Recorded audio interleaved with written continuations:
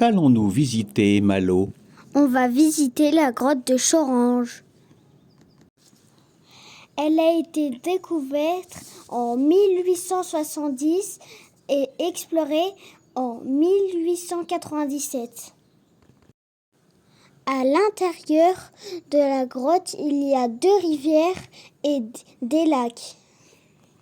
Ici, on peut voir qu'il y a des concrétions de calcaire.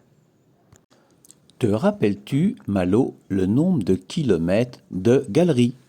Il y en a 33.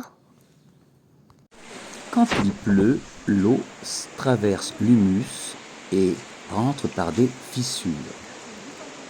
En même temps, elle prend un peu de calcaire.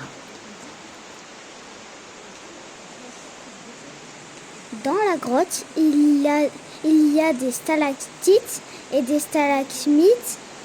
Et quand ça se touche, ça fait des colonnes. Pour être précis, Malo, on voit des stalactites fistuleuses. Ce sont des petits tubes.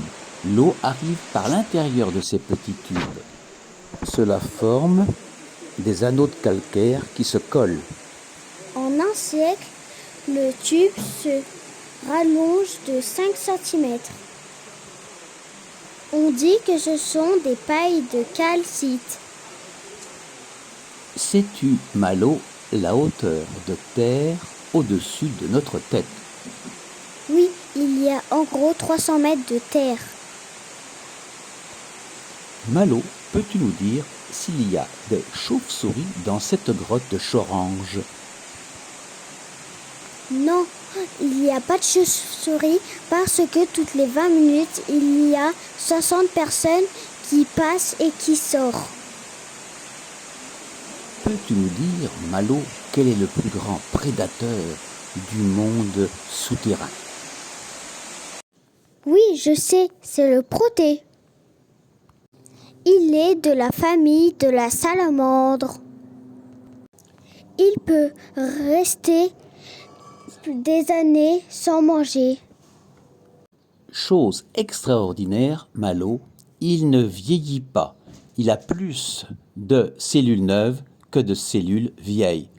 Et pourtant, il finit par mourir. Voici un extrait du spectacle. Que c'était beau, la grotte de Chorange. C'est fini, nous devons sortir. Eh oui, Malo, mais regarde ces belles falaises. Tu te rends compte que l'eau traverse toute cette hauteur. Aurais-tu envie de revenir? Oui, mais avec papa et maman.